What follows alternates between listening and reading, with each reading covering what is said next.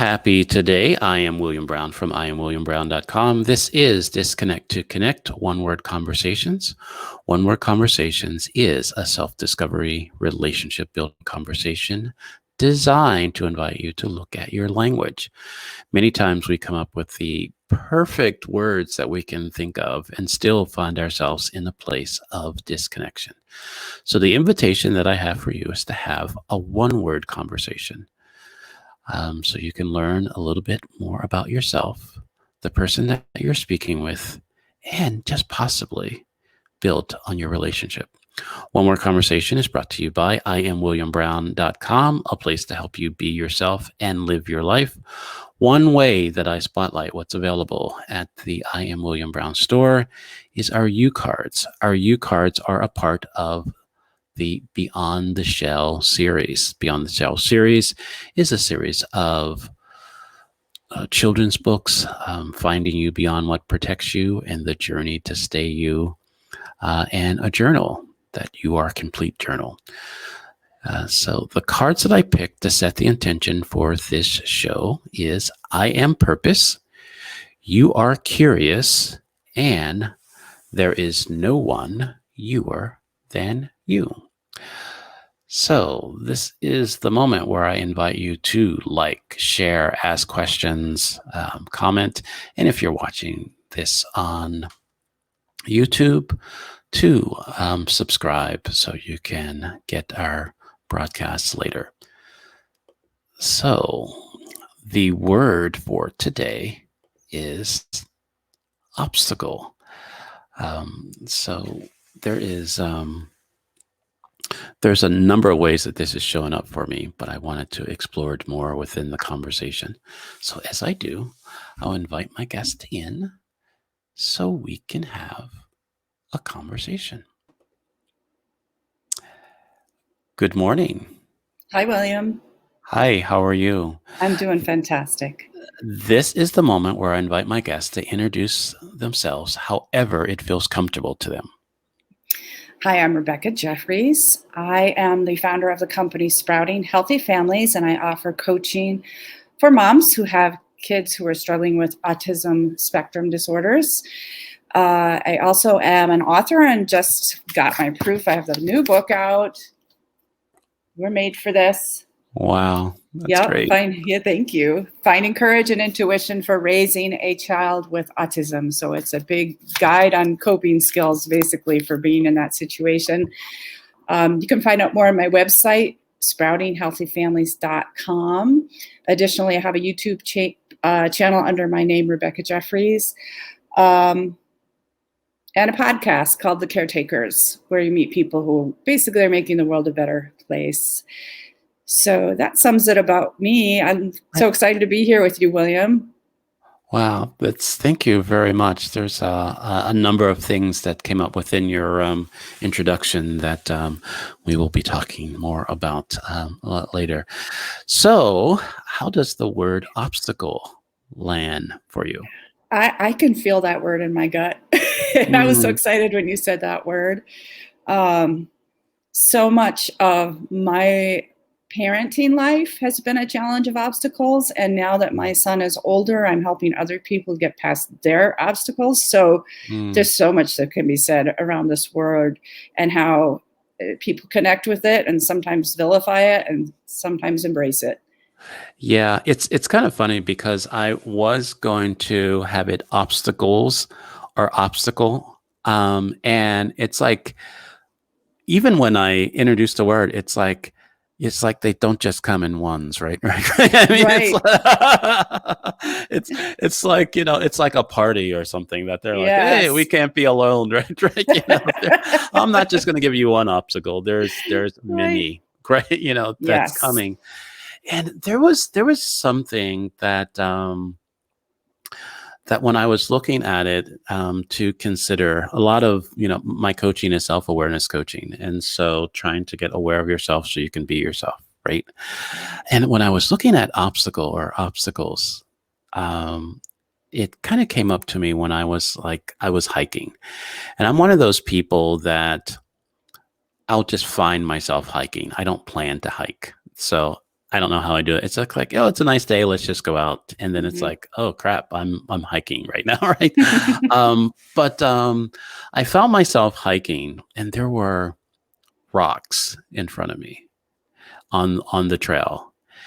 And at first they were like fun, right? They would, they were like, oh, I'm jumping on the rocks, I'm walking. And it's like, when I had all this energy and I had all this excitement about this. But coming back, they were obstacles, right? They were Mhm. obstacles keeping me from my car, right? Right, right, It's like that I had to deal with. right. And so the consideration was, maybe obstacles are not, I don't want to say not for me. They were just there before I got there. They're just things Mhm. that were there before I got there. And so I should have no like personal attachments to them or story around them. It's just like, okay, this is what I'm dealing with.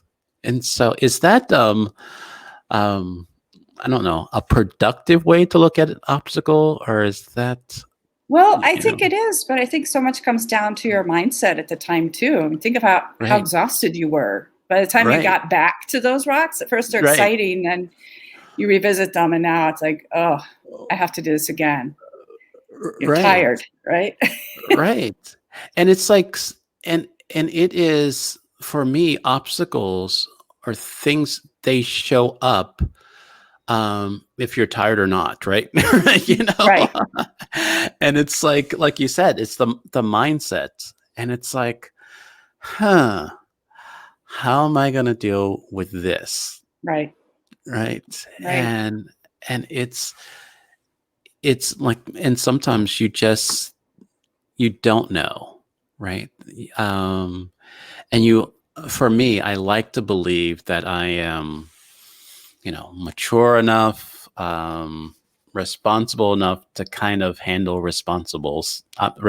obstacles responsibly, right? Yes. right. But sometimes it feels like, oh, that didn't go well, right? Yeah, they still trip us up. It doesn't matter how old you are. right. Yeah. Oh, it's so. What does I mean, in your journey, Yes. um, and now that I mean, there's some lessons in the obstacles.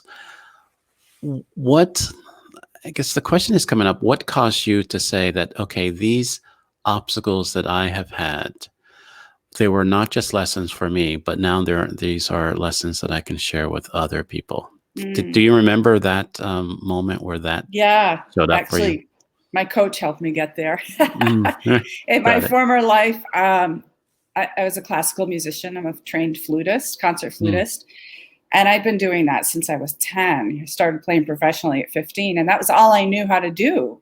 mm, And so when COVID hit, I had to rethink, what can I be doing with my life? I was really ready for a change at that point anyway. mhm. And seeking something new. And so I hired a coach, and he helped me talk through stuff. And he recognized before I did that I had something to share with other people, that Mm, my journey had a value. And at first I was resistant to this idea, but the more I thought about it, the more I came to realize he was right. I did have something to share. And if I can help people in any way, that's what makes me feel fulfilled, even more so than making music. right. No, I totally got that. And for me, I'm looking over in the corner and there's like this guitar that I got that says I want to learn how to play the guitar, but the obstacle of like learning, right, Yeah. and playing through the suck, as a friend of mine would say, that Love that. it causes me to just kind of look at it and go, oh, I'm sure there's so much beautiful music that I cannot get out of you Yeah. yet. Yeah, I Um, think we sometimes have to make a decision as to whether to take the easy route or the hard route, and which one's right. going to be more rewarding for us in the end. Yeah. That's not always clear. It's not, and sometimes it is. It takes that coach or that someone to just kind of help us through that inquiry, through that, Hmm. and this really, I say this self discovery journey that we're on. We're on this journey alone with others, Mm. And in that sharing our journey with others really connects us, Yeah. allows us to really see how much we are connected to each other. And Right. even though that our journey, our journeys are similar, but they're different. And I think how you're sharing your journey with other people and you're helping other people with their journey. And it's not Hmm. like um, this template, I don't think, but Right. it's just like something to consider. You know what? This is a rock that I had to climb over, and Hmm. this is how I dealt with it, and this is how I stumbled on it, Hmm. and maybe I don't know how big this rock is for you, but for me, obstacles are just rocks, right? So, Yeah. Yeah. that's it, right? Um, um, but um, but yeah, because I think sometimes I'll just say for myself, I just, I say that I don't want this magic pill, or I don't want this one size fits all type of thing. But I sometimes I show up that way. Hmm. It's just like, hey, explain what this rock is in my Hmm. life, right? And so now I know, and now I can get around it, or Right. jump on it, or or do whatever I want to do with it. And sometimes obstacles don't show up that simply, Right. for us. How is sharing your story causing you to um, I don't know, just kind of appreciate what you've gone through and what you're going through, but giving people an opportunity to have their own journey within it. Yeah. It's, at first I was reluctant to even revisit my own story with Right. raising my son because there's a lot of trauma wrapped around that. It's Got it. traumatic to get the diagnosis, and then there's traumatic to try and fit this child into a school system that doesn't really work. And there's all sorts of issues you're going to face along the way. Right. Um, so I think in helping others through their process, I'm letting them understand that their path is going to be their path, Right. and if anything, I can help them at least find a mindset that is going to give them a perspective that helps them stay afloat. Got it. So the obstacles don't become a dead end, but become something that's manageable for them. Right. There is I can tell you on, I use the hiking story. There are moments in my mind that, I showed up to a rock that was on the road, and it was like, yeah, I just can't. And, and it's like, so, I like didn't move. I like stopped. I'm like thinking about it, and it's just going through my Mhm. head. And it's just like, look, I'm not, I'm not just going to stay in the woods. Right. I mean, I'm going home. Right. I mean, it's Right. like, but there was a part of me that was like resigned that, I can't deal with this. I can't Mhm. deal with this. I'm not going to deal with this. It's not, there's this finality with it.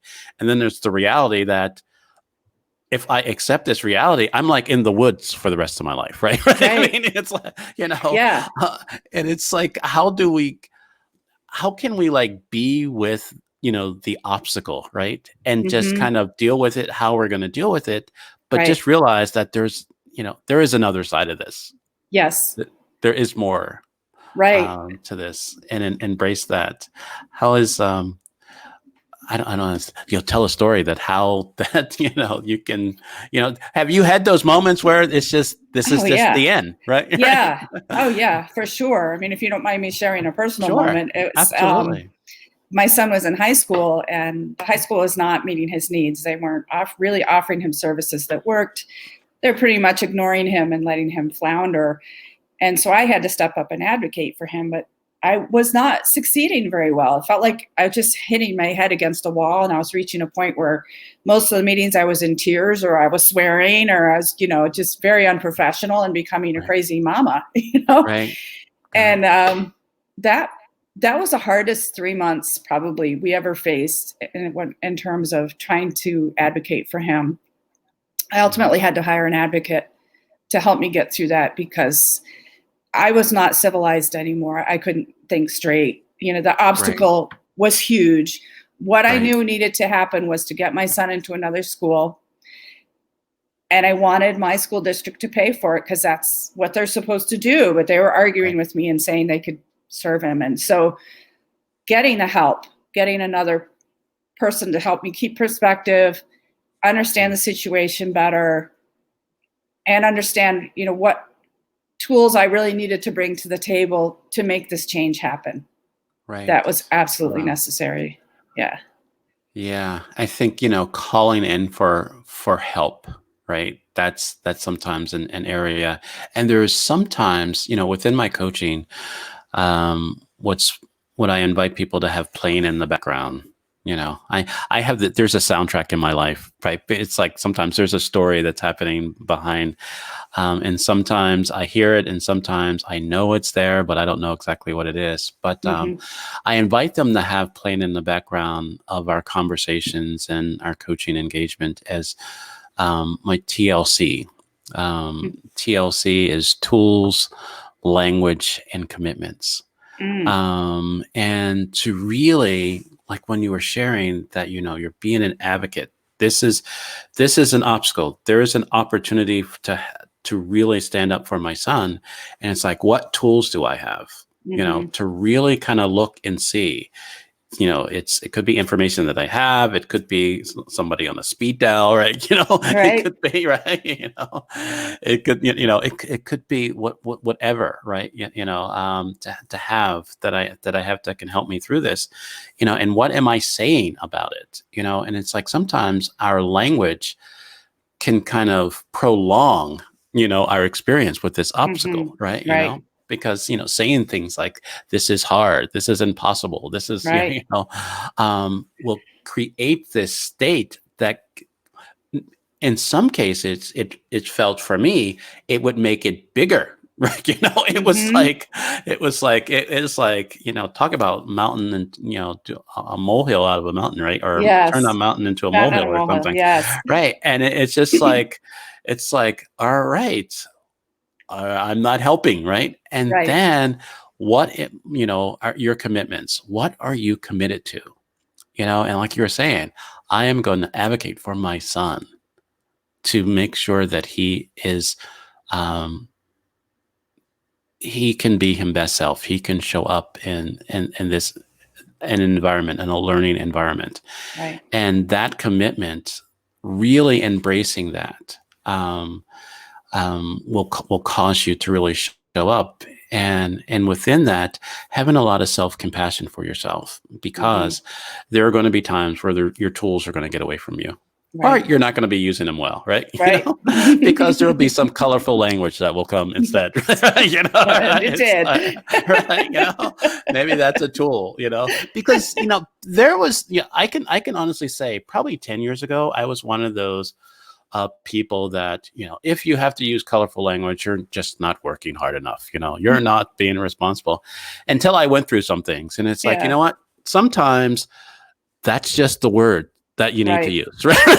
Right.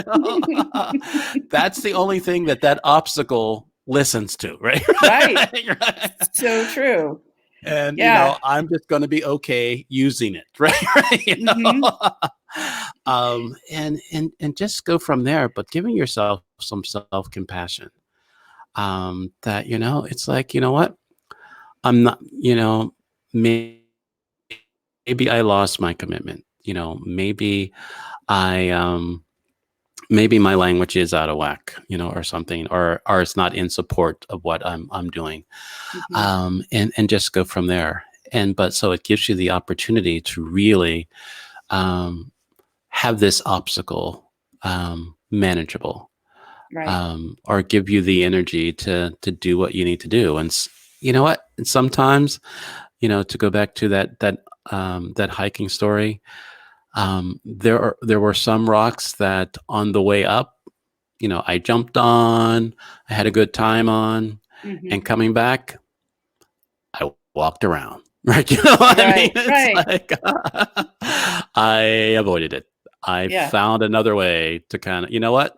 You're in my way. You're not going to stay in my way. I'm going to go around you. Right? Yeah. And sometimes that's just what needs to happen. Right. And it's such a great metaphor for growth. Mm. You know, step around Right. it. You don't need it anymore. Throw it away and move Right. on. Yeah. And it's like, because it's, like I said, at the end of the day, my car is in the parking lot, right? What I mean? It's like something else, is, there's this opportunity. There is this place that I want to return to or to be in, Hmm. and to go from there. And, Right. There's also times, if I might interject, when right. we are facing an obstacle and we think we want what's on the other side, Hmm.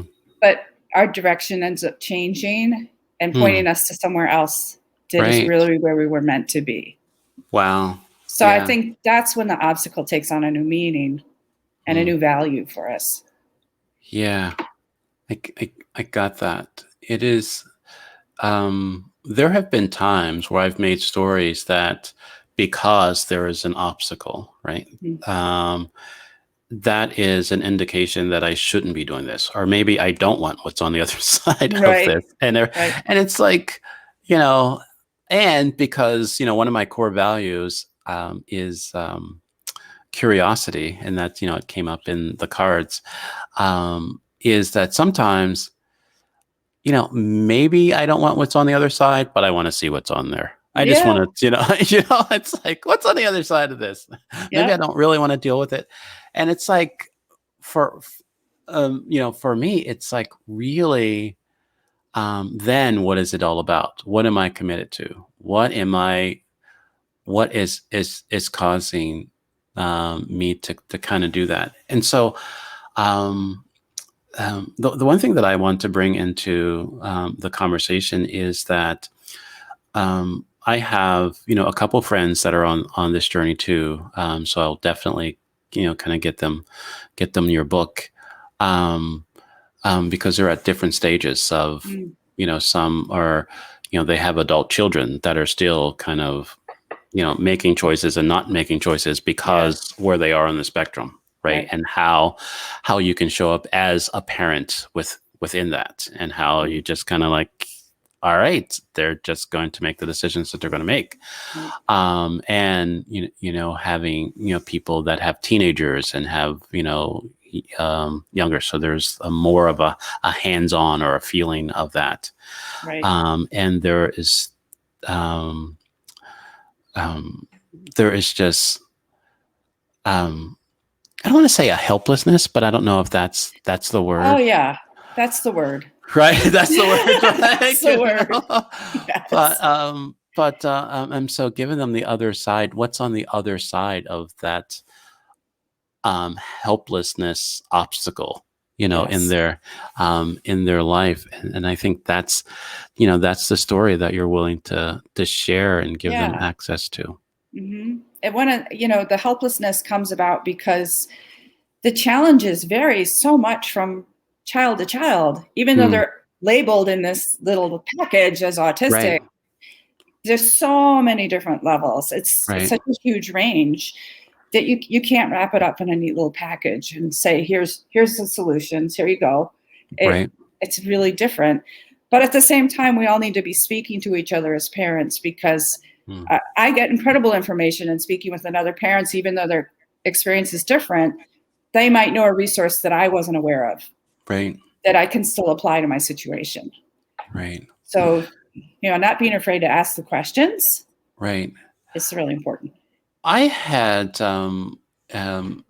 because, someone that was, a friend of mine that was talking about their experience with, having a child on the spectrum, that how they embraced it. And I don't know if you've ever used this, um, have you heard this saying or used this saying, is that, that they experience the same way that we do, but like, instead of one at a time or it's like everything, right? Yes. It's just like, Yes. There's no it, filter. there's just no filter, Right. to all it, and it's just like over, it's like, I kind of like hate when I use like, oh, I'm overwhelmed. Yeah, sure. You have no idea, right? You know what overwhelm really Yeah. means. But it's like something that we say, right? Oh, I'm Right. overwhelmed, right? You know, it's like Yes.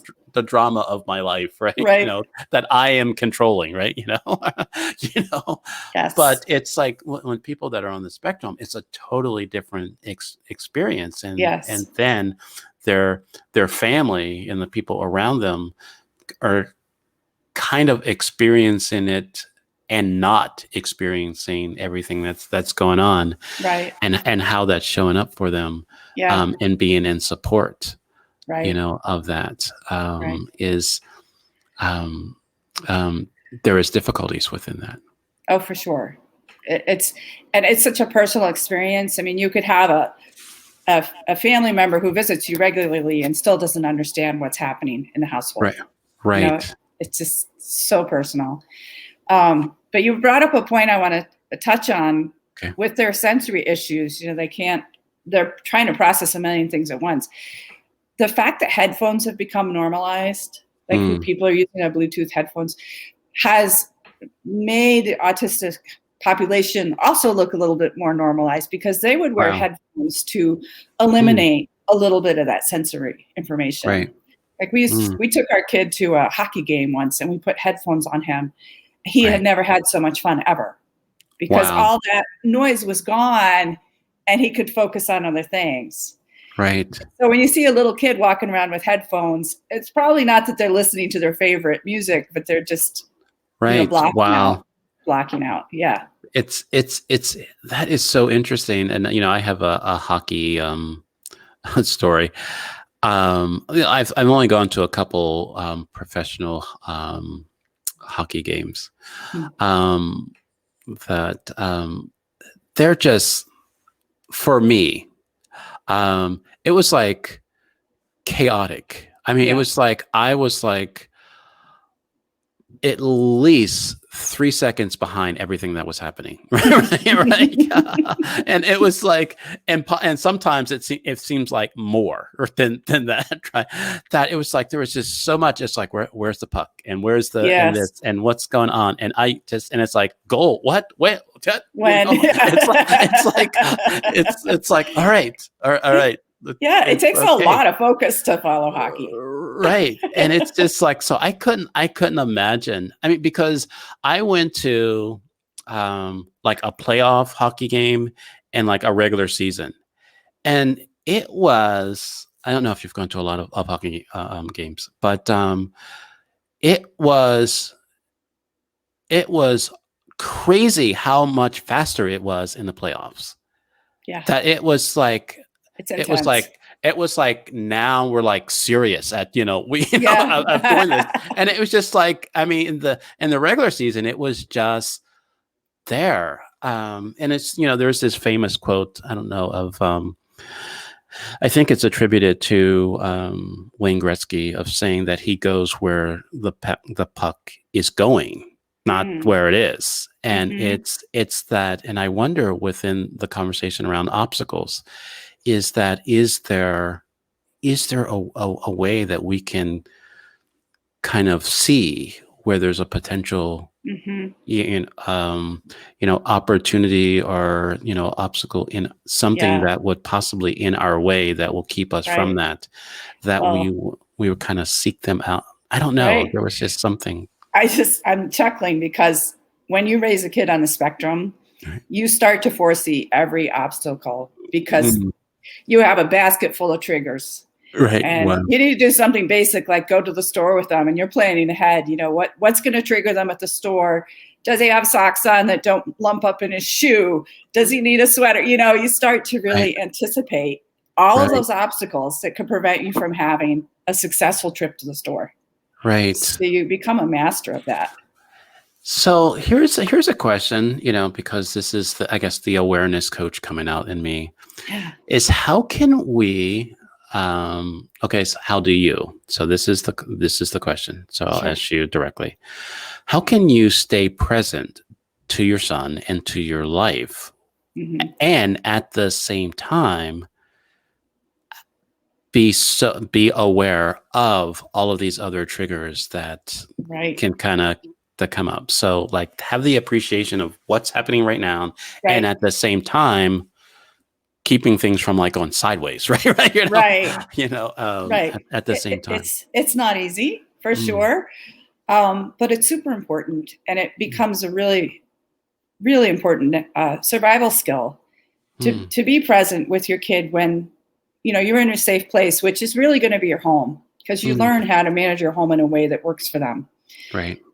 And then you have to find some time to prepare for those other events that are outside of the home, like traveling or going to school, and start building in systems. Right.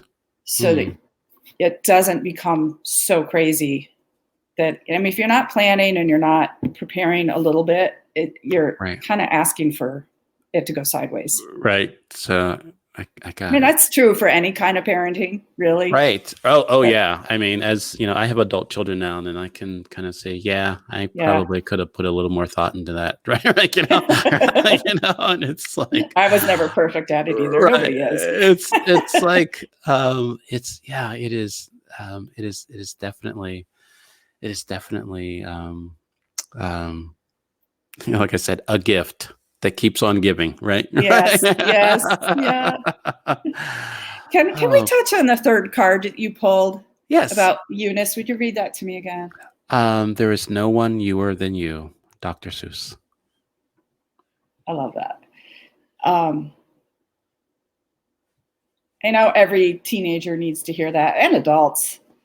But really, I'll just talk from my personal experience with my son and him trying to define for himself who he is. He's 22 now, and he will often kind of, the word blame is not really right, but he will go to his autism and say, I won't be accepted because of A, B, or C, or I'll have trouble with this person because of A, B, or C. Right.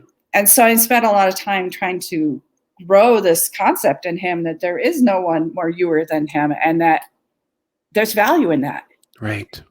And that he has a lot to offer. He doesn't have to live up to what he thinks everyone else expects of him. Right. Wow. But he should set his own expectations and grow through that. That's what we try to foster in him. But I know when I was 20, I was a mess. So it was easier said than done. Right. And there's so many, that's why the conversation around labels, so on, I guess on one level, it's a conversation around labels, and it's and on another level, it's a conversation around the shell, living beyond the shell. Is all of that. That is, our shell is how people label us, right? And it protects us, and it limits us. And it limits us, and it keeps us from ourselves. Right. And so the more that we are able to say that I am this label and I'm not this label, and that there is a youer than you, that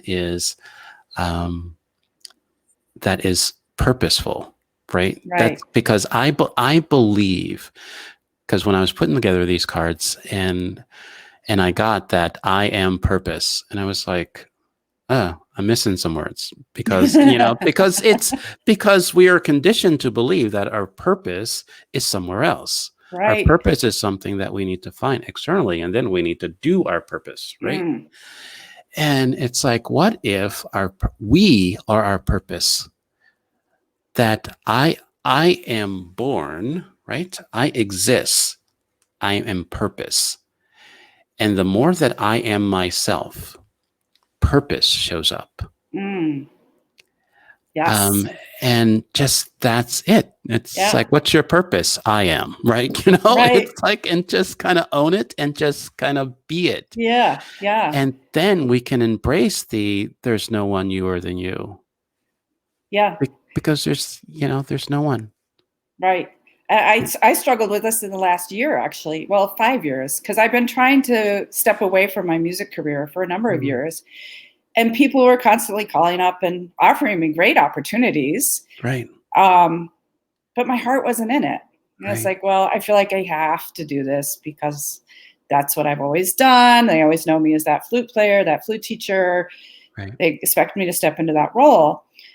So COVID gave me the chance to step away. But even as I announced to people, I'm not going back to the music scene, they would give me negative feedback. Oh, you can't do that. You're cheating us out of something. This Right. is, it's what defines you. Right. And they had more trouble with it than I did. Right.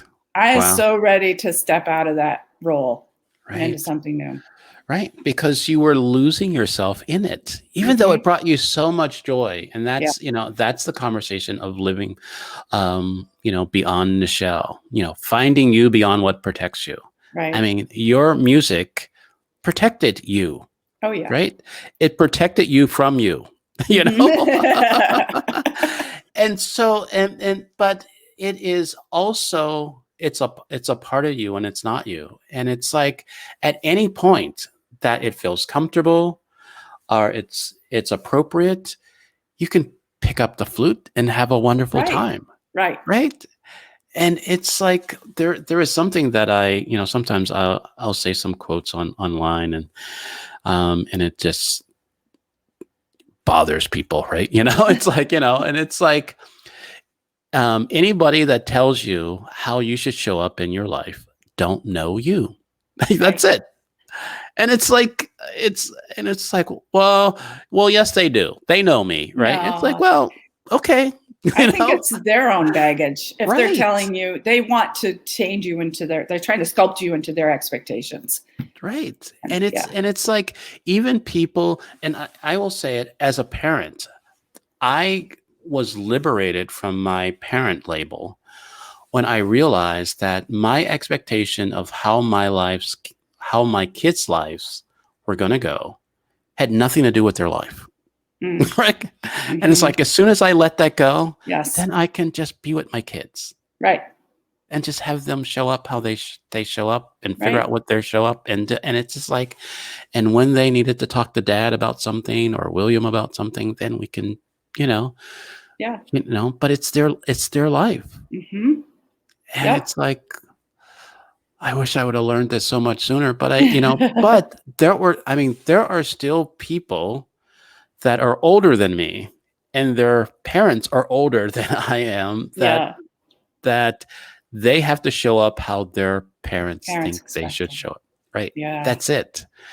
I want to do this, but I can't do this because my mom would have a fit. Wow. And it's like, wow, and it's just like, okay, I get it. Yeah. Yeah. I totally get it. And we want to honor the people around us that love and care about us. But the only person who knows us is us. Right. If we're willing. Yeah. My son taught me how to get rid of those expectations because I'm a college graduate. I expected him to do the same and, to go out and save the world. And he was very smart really early on. It was evident. But there was no social skills. And so I, started seeing that I had to really shift my expectations for him to something different and away from academics. And I never, ever imagined I'd do that. Wow. But it's been so much richer for it. My understanding of humanity and compassion and all that has all come from having raised this guy. Wow. That's great. And it's such a gift. It is a gift. Yeah. I think we can talk about this for hours. The obstacles, there are obstacles and there's no obstacles. Right. Right. It's like, and it's like, it sounds like mumbo jumbo and it's not, but we can talk about this for hours. Yeah. Is there anything that's coming up for you that you would want to leave everybody with? Oh, if you don't mind, I just want to invite them to visit my website. I've got some blogs on there. The website is sproutinghealthyfamilies.com. Great. And I can also order my book and get a feel for my parenting style and my coaching style. And I'm available to help them out any way I can. Right. Absolutely. And I will put our all of your links within our the comments in the promotion of this conversation. Excellent. So that'll be great. Thank you very much. Thank you, William. It's been delightful. This has been great. I would love to say our goodbyes in the green room if you can. So that'd be great. Obstacles or obstacle, right? It's like, even when I say it, they just don't come in by themselves. They're come in pairs, or there is a feeling that there is another one right around the corner. But it's up to us. We can decide how we're going to relate to them, and how we're going to see, and what we're going to learn, and go there. So it all starts in our minds. So yeah, I hope this conversation has brought value to you, not just to your day, but to your life. I invite you to reach out to me at IamWilliamBrown.com. And so you can have a complimentary coaching session to help you be yourself and live your life. Because the world wants you, the world needs you, but the world isn't waiting for you. So go be you. Have a great rest of your day. And I'll see you next time on One Word Conversations.